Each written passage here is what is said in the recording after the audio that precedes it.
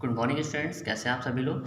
आप सभी जानते हैं बेटा कि आपको जो हॉर्नबिल है उसका चैप्टर 4 पढ़ाया जा रहा है। चैप्टर 4 का नाम है लैंडस्केप ऑफ द सोल।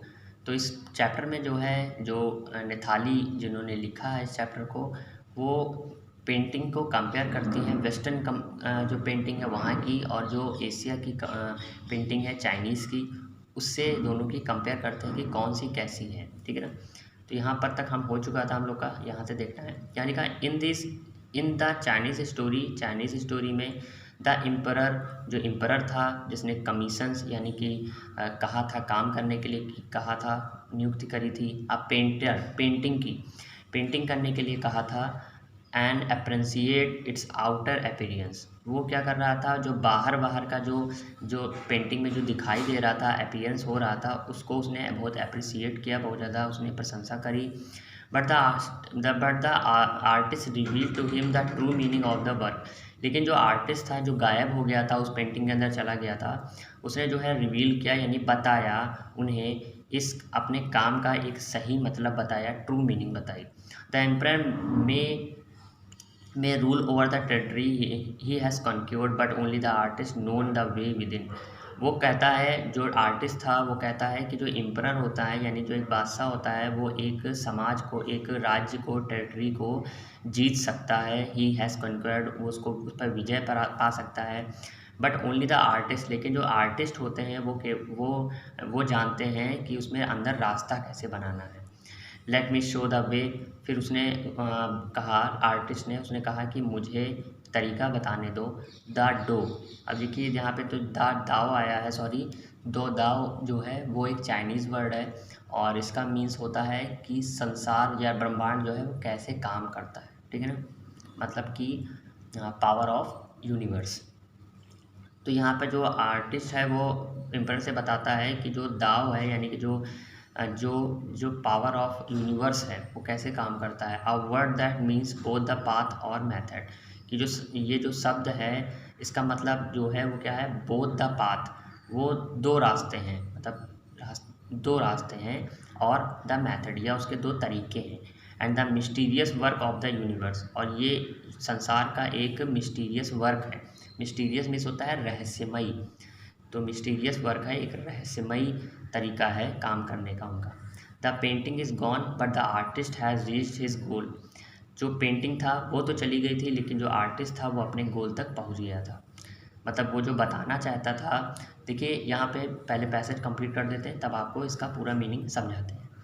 तो पेंटिंग जो है वो चली गई थी, लेकिन जो आर्टिस्ट है वो अपने गोल तक पहुंच चुका था, बियॉन्ड एनी मटेरियल अपीयरेंस, क्योंकि वहाँ की जो पेंटिंग होती है चाइनीज़ की वो एकदम मटेरियल अपीयरेंस से, यानी कि जो भौतिक जो चीज़ें जो दिखाई दे रही होती हैं, अपीयर हो रही होती हैं, उनसे एकदम बियॉन्ड होते हैं, परे होते हैं। अब देखिए यहाँ पे सीधा सीधा मतलब ये समझिए कि यहाँ पर जो है जो आर्टिस्ट था, वह चाइनीज़ जो आर्टिस्ट होते हैं वो जो कुछ भी बनाते हैं वो एकदम इमेजिनरी वे में बनाते हैं। ठीक है ना, मतलब कि आप उसे देखें, ठीक है, समझें, आप जैसा आप चाहें वैसा आप उसमें फ़ील कर सकते हैं। ठीक है ना।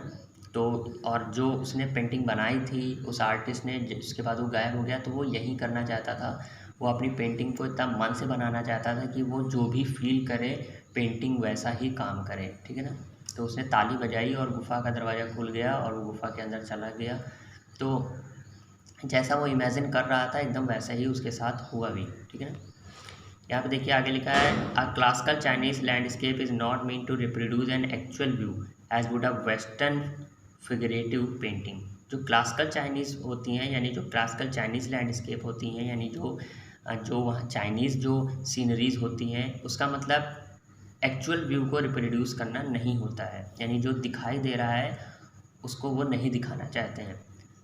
अब would are western figurative painting, जैसे कि वेस्टर्न फिगरेटिव पेंटिंग्स होती है। फिगरेटिव पेंटिंग का मतलब है एक प्रतीकात्मक पेंटिंग।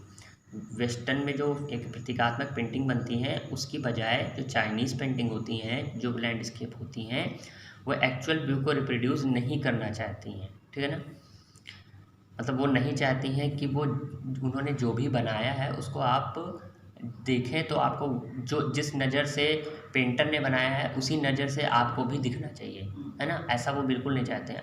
चाइनीज़ पेंटर चाहते हैं कि हर अलग अलग आदमी जो है वो देखे और जैसा भी हर आदमी सोचे उसको वैसी ही वो तस्वीर दिखाई दे। वेयर आर जबकि वेयर है जहाँ जबकि the European painter wants to known borrow his eyes and look as a particular landscape exactly as he saw it. जबकि जो यूरोपियन पेंटर होते हैं वो क्या चाहते हैं, वो आपकी आंखों को बोरो करना चाहते हैं, मतलब वो ये चाहते हैं कि आप अपनी आंखों से वही देखो जो पेंटर देख रहा है। And look as a particular landscape exactly as he saw it, और वह जैसा दिखता है वैसा ही एग्जैक्टली लैंडस्केप होना चाहिए। फ्रॉम अ स्पेसिफिक एंगल, उसका एक स्पेसिफिक एंगल होना चाहिए, एक कोण होना चाहिए। The Chinese painter does not choose a single view point, लेकिन जो चाइनीज़ पेंटर होते हैं वो एक सिंगल व्यू पॉइंट को चूज़ नहीं करते हैं। वो ये चाहते हैं कि हर अलग अलग पर्सन जब देखे तो एक पर्सन जो सोच रहा है दूसरा पर्सन उसके तो उसको वैसा दिखाई दे, और जब दूसरा पर्सन कोई दूसरे तरीके से सोचे तो उसको दूसरा तरीके से दिखाई दे। मतलब जितने लोग आए जितने भी व्यू उसको देखें वो सबको अलग अलग तरीके से देखें। जबकि वेस्टर्न पेंटिंग में क्या होता है कि अगर उसने जैसे मक्खी बना दी थी तो जितने लोग भी आते उसको मक्खी ही दिखाई देते, कोई ये ना सोचता है ये मक्खी उड़ जाएगी, ठीक है ना। लेकिन जो जैसे कि वो आपने देखा कि ड्रैगन वाली स्टोरी सुनी या एम्परर वाली स्टोरी सुनी, तो उसमें क्या था कि अगर पेंटर बनाया है, पेंटर ने पेंटिंग बनाई है तो वो उसको जितने लोग जो भी तरीके देखे, जैसे राजा है तो राजा क्या देख रहा था, उसमें पहाड़ देख रहा था, नदियाँ झरना देख रहा था, जबकि पेंटर उसमें क्या देख रहा था, गुफा देख रहा था और कह रहा था कि हम ताली बजाएंगे अंदर चले जाएंगे। कोई और तीसरा आता उसको वो जिस तरीके से देखता तो वो उसको उसी तरीके से दिखाई देता। मतलब जो जितने पर्सन आते जाएंगे देखते जाएंगे पेंटिंग को, तो वो जैसे भी अपने माइंड से देखेंगे पेंटिंग वैसी ही दिखाई देनी चाहिए। चाइनीज़ पेंटर वैसे ही बनाने की कोशिश करते हैं, जबकि वेस्टर्न पेंटर्स ऐसा नहीं करते, वो रियल बनाते हैं, ठीक है ना।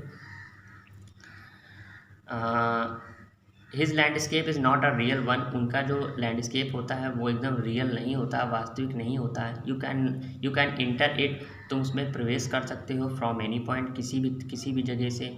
देन ट्रेवल इन इट, उसके बाद उसमें ट्रेवल भी कर सकते हो, यात्रा कर सकते हो। The artist create a path of your eyes to travel up and down, जो आर्टिस्ट होता है वो एक रास्ता बनाता है तुम्हारी आँखों के लिए ताकि तुम ट्रेवल कर सको, ऊपर नीचे दाएँ बाएँ कहीं भी जाओ। देन बैक अगैन, और दोबारा से वापस भी आ जाओ इन लिजरिस मूवमेंट, अपने आराम अपने सही समय पर। लिजरली मिस होता है बेटा आराम करना, एक सही समय पर आप वापस भी आ जाओ। This is even more true in the case of the horizontal scroll. अच्छा, इनके जो चाइनीज़ पेंटिंग होती है इनमें थोड़ी सी और भी एक चीज़ होती है, वो ये होती है कि इनकी जो पेंटिंग होती है वो स्क्रॉल किया जाता है। स्क्रॉल करने का मतलब है कि अगर आप मैं ड्राइंग बना पा रहा हूँ, आप समझ पा रहे होंगे तो जब समझ जाएंगे।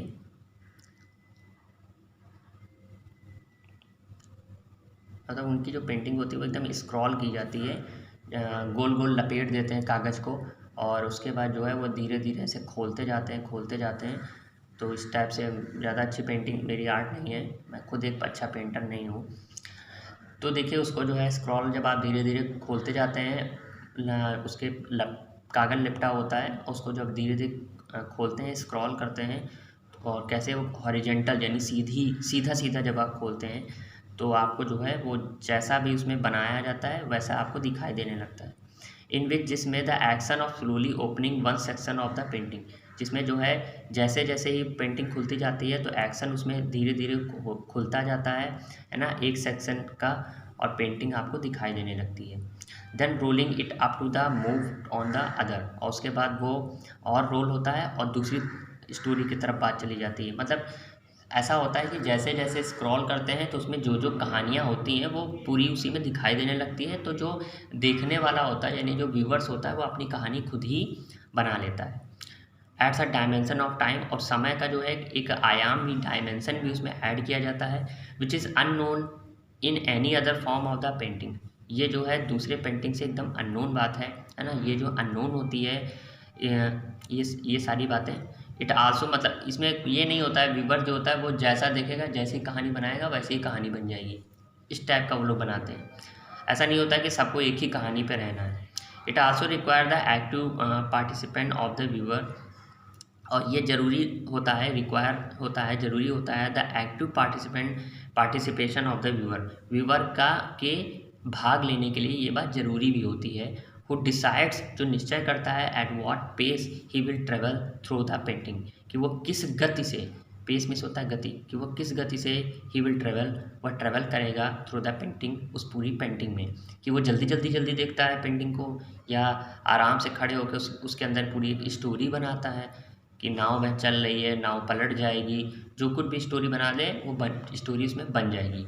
अब participation which is physical as well as mental, जो पार्टिसिपेशन होता है, जो भाग होता है, जो भाग लेते हैं व्यूअर, जो भाग लेते हैं, वो उनका जो मतलब माइंड होता है वो फिजिकली भी काम कर रहा होता है, उसी के साथ साथ मेंटल भी काम कर रहा होता है। मतलब पेंटिंग के साथ को देखते देखते आप पेंटिंग के अंदर जाके आप उसको सोच सकते हैं, है ना, आप मेंटल काम कर सकते हैं और उसमें फिजिकल वर्क भी कर सकते हैं। आप चाहें तो उसमें जो है आप चाहें तो उसमें आप ये भी यूज़ कर सकते हैं कि मैं उस पेंटिंग के अंदर चल रहा हूँ, ठीक है ना, आप फिजिकल वर्क भी कर सकते हैं। The Chinese painter does not want you to borrow his eyes, जो चाइनीज़ पेंटर होते हैं वो आपकी आंखों को बोरो नहीं करना चाहते हैं, वो चाहते हैं कि आप जिस आंखों से देखें, जैसा भी चाहें आप वैसी स्टोरी बनाएं। वो चाहते हैं you to enter his mind, कि आप कैसे इंटर करो, अपने माइंड से इंटर करो। The landscape is an inner one, a spiritual and conceptual space, और जो उनका लैंडस्केप होता है, जो उनकी सीनरीज होती हैं, वो एकदम इनर वन होती है। इनर वन का मीन्स है जो अंदर से, आंतरिक रूप से वो चीज़ें निकलनी चाहिए।